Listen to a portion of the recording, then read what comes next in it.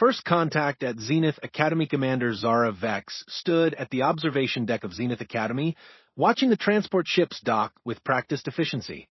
Her forearms moved gracefully as she reviewed the datapad containing information about this cycle's incoming students.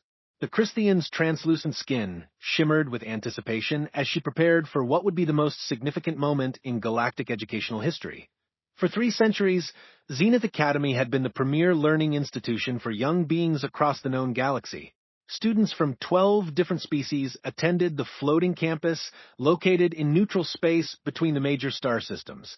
They came to learn not just science and technology, but diplomacy, cooperation, and understanding between vastly different civilizations. Today was different. Today marked the arrival of something unprecedented. Zara's communication device chirped softly. Commander, the human transport has docked at Base 7. The human, Marcus Chun, age 17 according to Earth years, would be the first member of his species to attend any galactic institution. The decision to admit a human student had caused heated debates across the Galactic Council for months. Earth, designated as Classification 9 Deathworld, was considered too dangerous to produce suitable candidates for advanced education. Most species viewed humans as primitive survivors who had somehow managed to achieve basic space travel despite their hostile home environment. The few diplomatic contacts with Earth had painted humans as aggressive, unpredictable, and unsuited for the refined cooperation required in galactic society. Zara had fought hard for this exchange program. She believed that understanding between species could only come through direct interaction, not through fearful assumptions and second-hand reports. The Council had finally agreed to a trial period, with Marcus as the test subject. Walking through the Academy's corridors, Zara observed the buzz of excitement among students. The Valari twins, Kes and Nara, floated past using their natural levitation abilities, their gossamer wings carrying them effortlessly through the air. They whispered excitedly about the human's arrival, their large compound eyes reflecting curiosity and concern. Near the common area, she spotted Brixtal, a young Corvani whose rocky, mineral-based skin marked him as one of the most resilient students in the Academy. He was deep in conversation with Alara, a Nexari whose ability to phase between dimensions made her invaluable in physics classes. "Do you think the human will actually survive here?" Brixtal asked, his voice resonating like grinding stone. "I heard their bones break easily and they can't even process most standard foods." Ilara flickered slightly between phases as she considered the question. The data suggests they require very specific atmospheric conditions. One wrong chemical mixture, and they could die instantly. Zara paused her journey to address the students. "Remember, everyone, our new student deserves the same respect and welcome we extend to all newcomers. Differences in biology don't determine worth or potential." The students nodded respectfully, but Zara could see the doubt in their expressions. She continued toward the docking bay, hoping her confidence in this program would prove justified. Base 7 bustled with activity as the human transport completed its docking sequence. Zara watched through the reinforced viewing window as the airlock system synchronized. Earth's representatives had provided detailed specifications for human life support requirements, and the Academy's engineers had worked tirelessly to ensure compatibility. The airlock opened with a soft hiss, and Marcus Chun stepped into the Academy for the first time. Zara was immediately struck by how ordinary he appeared. Humans had been described as fearsome predators, but Marcus looked remarkably unimpressive. Standing at average height for his species, he had dark hair, brown eyes, and the pale complexion of someone who spent most of his time indoors. He wore simple clothing and carried a single bag containing his belongings. "Welcome to Zenith Academy, Marcus," Zara said, activating her universal translator. "I am Commander Zara Vex, and I will be your guide during your orientation." Marcus looked up at her with wide eyes, clearly overwhelmed by her four-armed, crystalline appearance. "Thank you, Commander. This is incredible. I never imagined I would see anything like this." His voice carried genuine wonder rather than fear, which impressed Zara. Most species showed some level of intimidation when first encountering other forms of life, but Marcus seemed purely fascinated that as they walked through the Academy, Marcus peppered her with questions about everything they passed. He wanted to know how the gravity generators worked, what materials were used in construction, and how different. Species needs were accommodated in shared spaces. His curiosity was infectious, and Zara found herself enjoying the conversation more than she had expected. The dining hall serves over 40 different types of cuisine, Zara explained as they passed the large communal eating area. Each species has specific nutritional requirements, and our food synthesizers can accommodate virtually any dietary need. Marcus nodded enthusiastically. That's amazing. How do you handle cultural differences in eating customs? Some species probably have completely different social structures around meals. The question caught Zara off guard. She realized that most students accepted the accommodations without considering the complex cultural engineering required to make them work. Marcus was thinking about systems and interactions in a way that few students ever did. Their tour was interrupted when a large figure blocked their path. Kethvar, a third-year student from the Draconian Empire, stood before them with arms crossed and wings partially extended in a display of dominance. His scaled hide gleamed under the corridor lights, and his reptilian features were set in an expression of disdain. "So this is the famous human," Kethvar said, his voice carrying the authority of someone accustomed to being the apex predator in any room. "I must say, I'm disappointed. I expected something more impressive from a species that claims to have conquered their Deathworld." Marcus looked up at the towering Draconian without flinching, though Zara could see the tension in his shoulders. "I don't think anyone claims we conquered Earth. We just learned to live there." Kethvar laughed, a sound like grinding metal. "Learn to live there? My people have conquered 17 worlds across 3 star systems. We are apex predators, natural leaders, superior in every measurable way. What exactly do humans contribute to galactic civilization besides curiosity about things they cannot understand?" Other students began gathering around them, sensing conflict. Zara prepared to intervene, but Marcus spoke first. "I guess that's what I'm here to find out," he said calmly. "I'm not here to prove humans are superior to anyone. I'm here to learn and hopefully contribute something positive to the community." The simple honesty of the response seemed to deflate some of Kethvar's aggression, but the Draconian wasn't finished. "Very well, human. In 2 days, we will have our monthly survival challenge. It's a tradition where students demonstrate their natural abilities in controlled, dangerous situations. Perhaps you would like to participate. Show us what a Deathworld survivor can do?" The challenge hung in the air like a sword. Zara wanted to protest, to explain that Marcus hadn't had time to adjust or prepare, but she saw something in the human's eyes that made her pause. "I'd be honored to participate," Marcus said. "What should I expect?" Kethvar's grin revealed rows of sharp teeth. "Expect to discover why some species rule the galaxy and others barely survive on backwater worlds." As the crowd dispersed and they continued the tour, Zara wondered if she had made a terrible mistake. The survival challenge was designed for species with natural advantages in dangerous situations. Draconians had armored scales and fire breath. Kravani could survive in vacuum. Nixarai could phase out of danger. What did humans have besides fragility and an apparently unshakable curiosity? That evening, Zara checked on Marcus in his specially designed quarters. She found him studying academy records and technical manuals with intense focus. "How are you feeling about tomorrow?" she asked. Marcus looked up from his reading. "Nervous but excited. I've been researching the different species and their abilities. It's fascinating how evolution produced such diverse solutions to survival challenges. You do realize that you're at a significant disadvantage? The other students have natural abilities that humans simply don't possess." Marcus smiled, and for a moment Zara saw something in his expression that reminded her why she had fought for this program. Maybe that's exactly what makes this interesting. Back on Earth, we have a saying, "It's not the size of the dog in the fight, it's the size of the fight in the dog." Zara didn't understand the reference to domestic animals, but she grasped the meaning. There was something about this unassuming human that suggested he might surprise everyone, including himself. As she left his quarters, Zara reflected on the day's events. Marcus had shown none of the aggression or primitive behavior that Earth's reputation suggested. Instead, he displayed curiosity, humility, and a quiet confidence that intrigued her.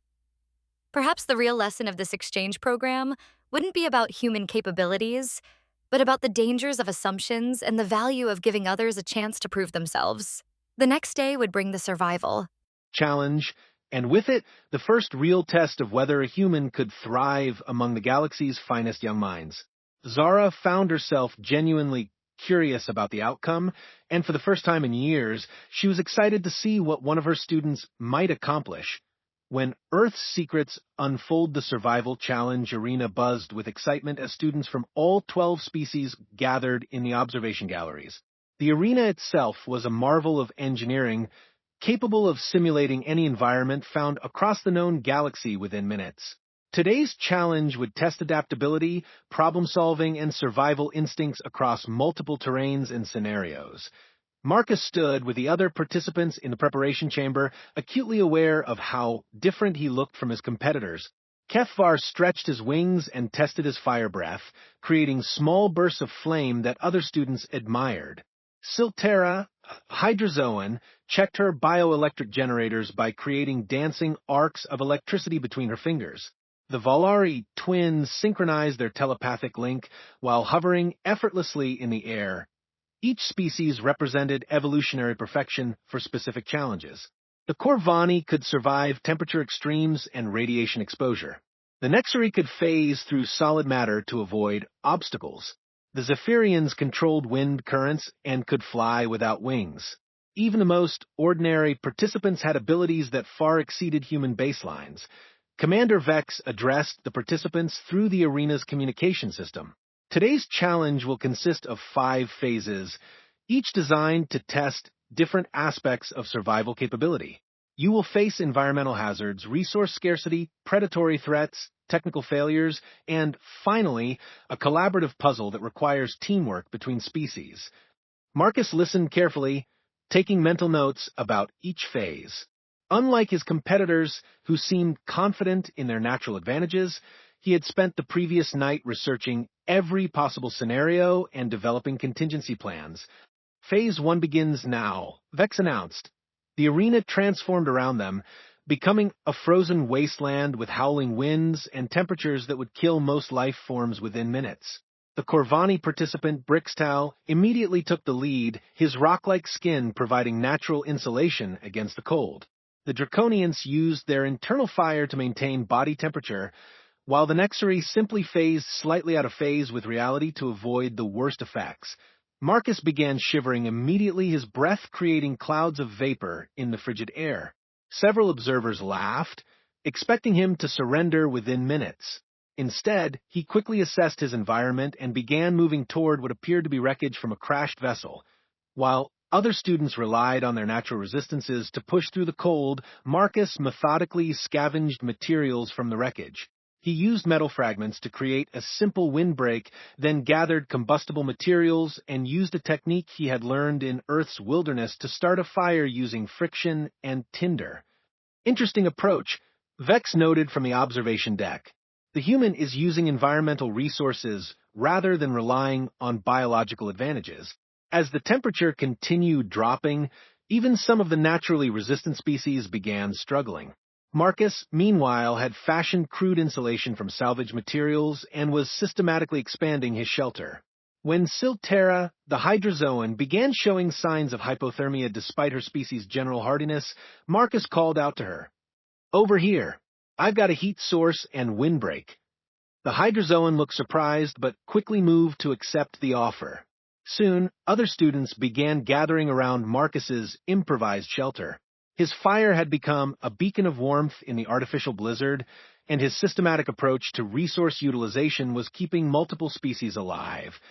Phase 2 commencing, Vex announced, and the arena shifted again. They now found themselves in a vast desert with limited water sources and intense heat.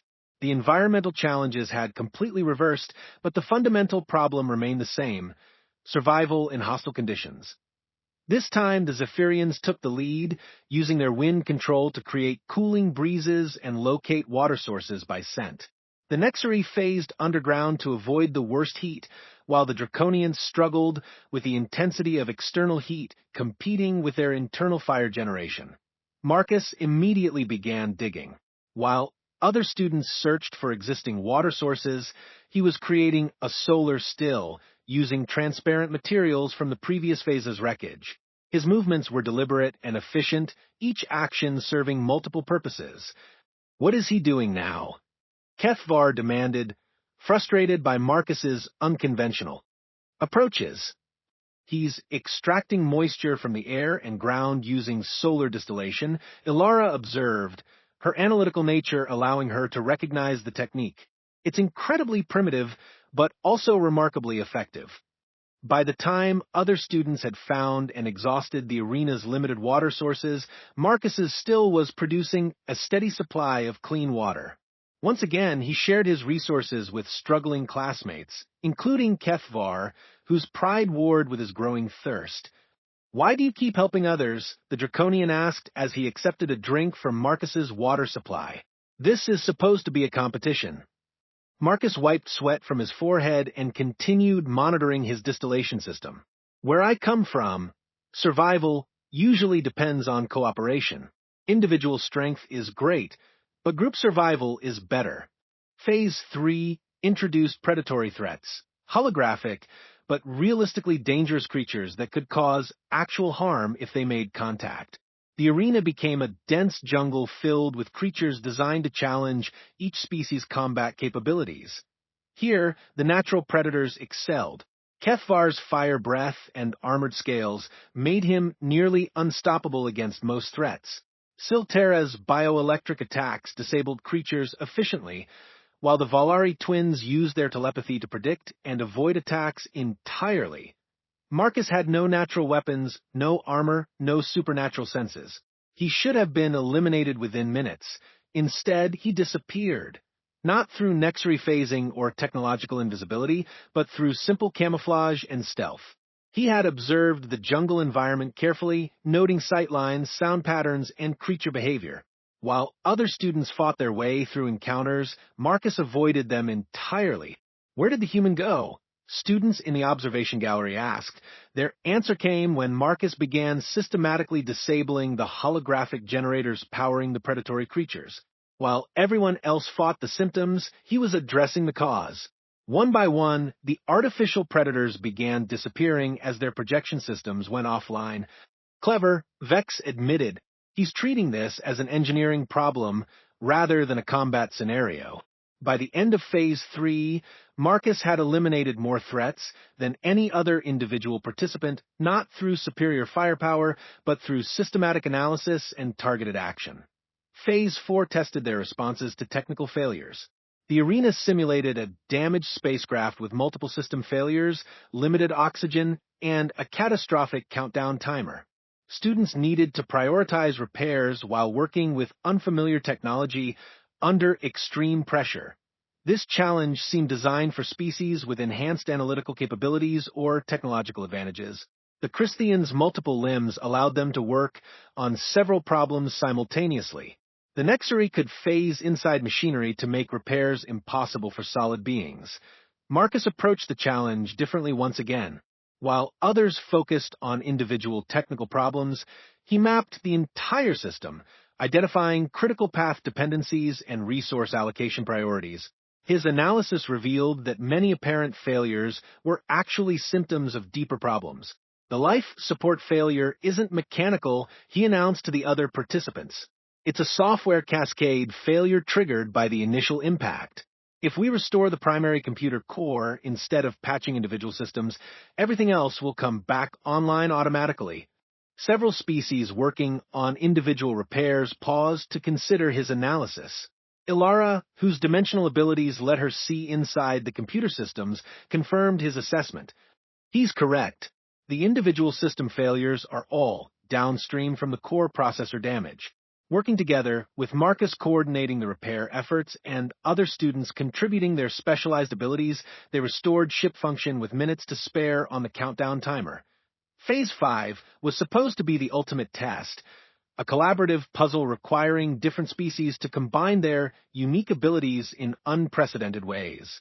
The arena presented them with a complex three-dimensional maze filled with obstacles that could only be overcome through coordinated efforts between multiple types of beings. But something went wrong. The arena's safety systems began failing in cascade, turning the simulated challenge into genuine danger.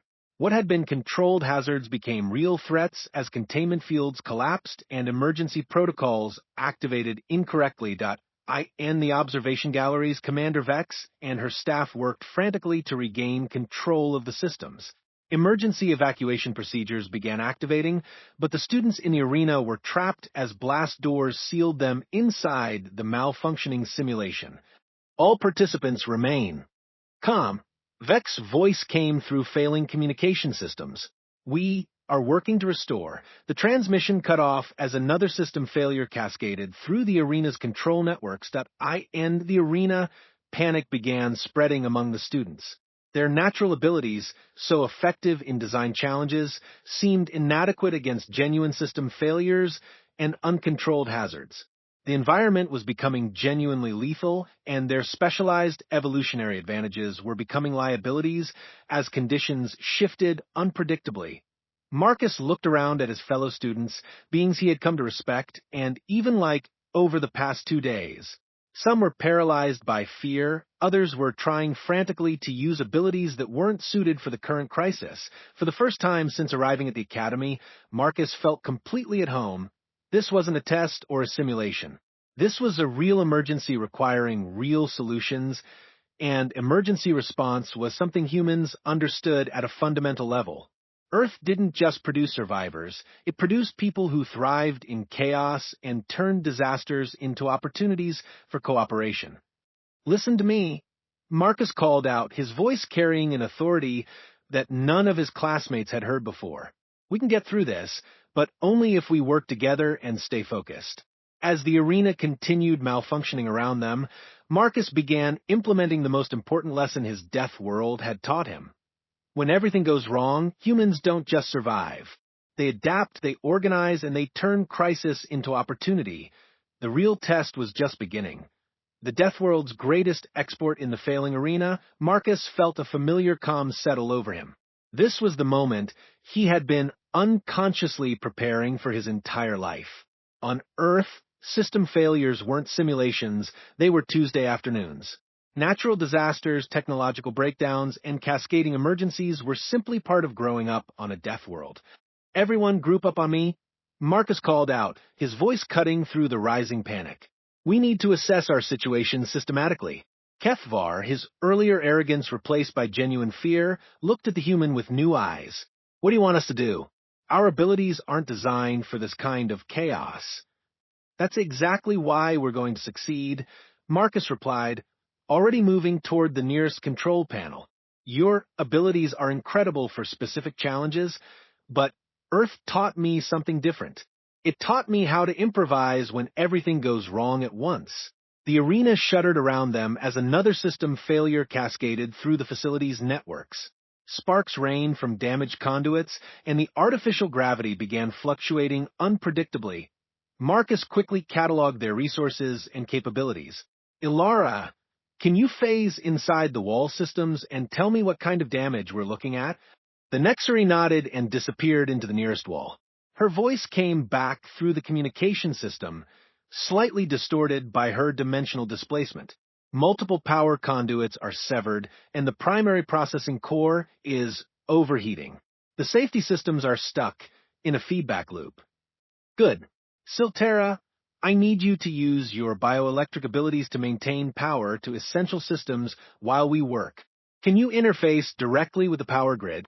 The Hydrozoan looked uncertain, but moved toward the main power coupling. I can try, but I've never attempted anything like this before. You don't need to be perfect, Marcus assured her. You just need to buy us time. Brixtal, your mineral composition should let you handle the overheating systems without taking damage. I need you to manually cool the processing core while we work on software solutions. The Corvani nodded grimly and moved toward the dangerous heat signatures that would have been lethal to most other species. As his classmates took their positions, Marcus turned to Kethvar. I need your fire breath, but not for destruction. Can you create a controlled plasma stream? We're going to weld some emergency repairs. The Draconian stared at him in amazement. You want me to help fix this place instead of trying to break our way out? Breaking out won't help if the whole station is failing, Marcus explained, his hands already working on reconfiguring control systems. We fix this from the inside or everyone dies. Not just us, everyone in the observation galleries, everyone in the rest of the academy. That sobering reality galvanized the students into action. The Valari twins used their telepathic abilities to coordinate actions across the group with perfect timing. The Zephyrians created air currents to clear smoke and cool overheating systems. Even the smaller, seemingly less powerful species found crucial roles in Marcus's rapidly developing plan. How do you know all this? Nara, one of the Valari twins, asked as she helped coordinate repair. Efforts. These systems are completely alien to your species. Marcus paused in his work, considering the question. The specific technology is alien, but the principles aren't. Emergency response, system failures, resource management under pressure. These are universal problems. Earth just gave me a lot of practice with all of them. Working together under Marcus's coordination, the group began making real progress. But their biggest challenge wasn't technical, it was psychological. Many of the students had never experienced genuine failure before. Their natural abilities had always been sufficient for any challenges they faced. I can't maintain this power level much longer, Siltera warned, sparks of bioelectricity dancing dangerously around her body. My systems weren't designed for this kind of sustained output. You're doing great, Marcus encouraged her. Just 30 more seconds while Brixtal finishes cooling the core. But even as they worked, Marcus could see the strain on his classmates. They were pushing their abilities beyond safe limits, and several were beginning to show signs of exhaustion or system overload. Then inspiration struck him. Switch roles, he called out. Everyone rotate to something you're not naturally good at. The students looked at him in confusion. Kefvar stopped his precision welding work. That makes no sense. Why would we abandon our advantages? Because your advantages are also limitations, Marcus explained quickly. Siltera, you're overloading because you're trying to power the whole system. Instead, just trigger the manual backup switches that Alara can reach while phased. Brixtal, stop trying to absorb all the heat yourself and help me reroute cooling through the ventilation system.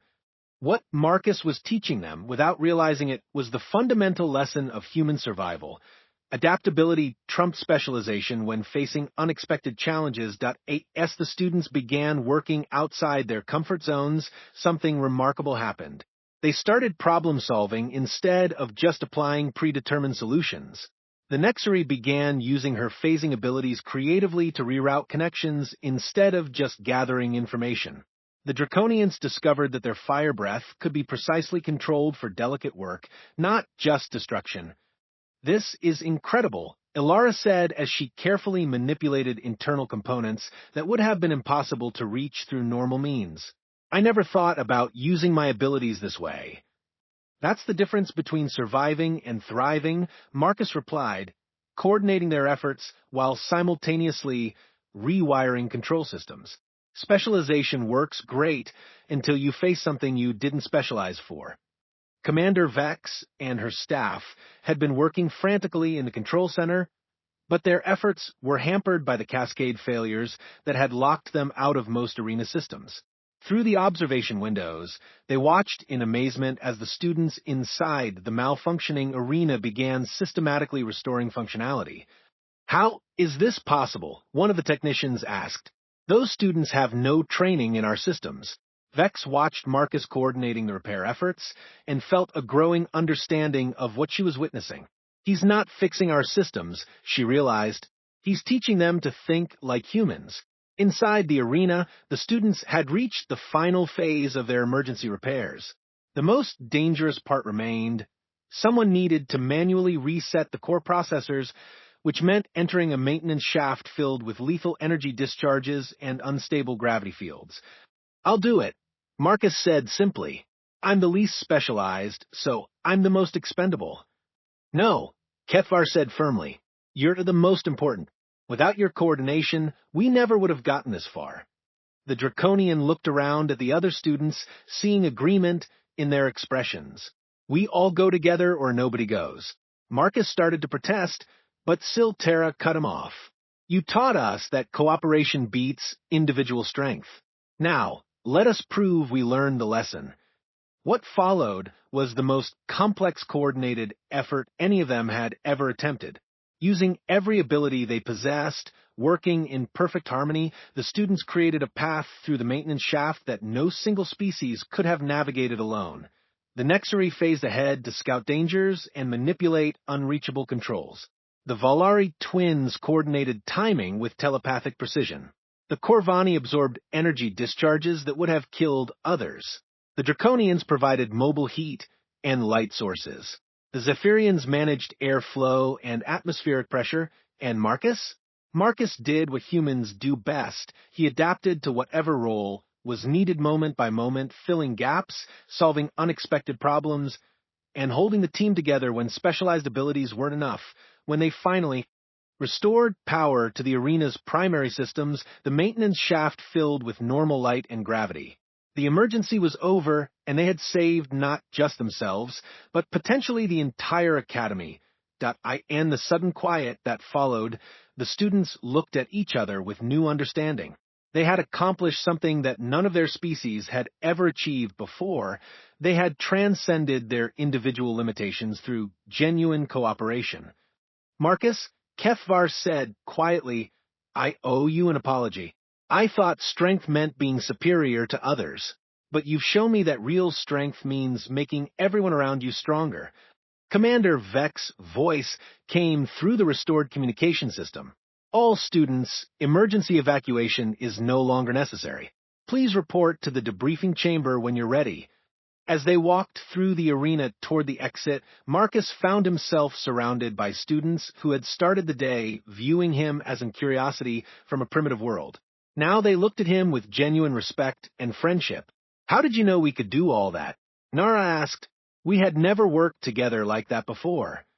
Marcus considered the question as they reached the chamber where Commander Vex waited with medical staff and system technicians. "On Earth, we have a saying, necessity is the mother of invention. When you really need to accomplish something, you find a way. But the best solutions usually come when different people work together, combining their strengths and covering for each other's weaknesses." Commander Vex approached them with an expression of profound respect. "What you accomplished today will be studied for generations. You didn't just survive a system failure. You demonstrated cooperation between species at a level we've never seen before." She turned specifically to Marcus. "I think we understand now why Earth is called a Deathworld. It's not because your planet is trying to kill you. It's because surviving there requires exactly the kind of thinking and cooperation that you've shared with us today." Over the following weeks, word of the incident spread throughout the galactic community. The students who had participated in the emergency became ambassadors for a new kind of interspecies cooperation. They taught other young beings that true strength came not from individual superiority, but from the ability to work together and adapt to unexpected challenges. Marcus became more than just an exchange student. He became a bridge between human and alien civilizations. His presence at the Academy opened doors for other human students and began a new era of cooperation between Earth and the galactic community. But perhaps the most important lesson was learned by the alien students themselves. They discovered that evolution had given them incredible individual capabilities, but it had taken a death world to produce something even more valuable: the ability to turn any group of individuals into a team that could overcome any challenge. Earth's greatest export, they realized, wasn't technology or resources. It was the simple, revolutionary idea that everyone working together could achieve more than anyone working alone. And in a galaxy full of specialized species with amazing individual abilities, that lesson was exactly what they needed to face whatever challenges the future might bring. As Marcus settled into his role as both student and teacher at Zenith Academy, he often thought about the irony of his situation. He had come to learn from advanced alien civilizations, but ended up teaching them the most important lesson his death world had to offer: That survival wasn't about being the strongest or the most specialized. It was about being adaptable, cooperative, and never giving up when others were depending on you.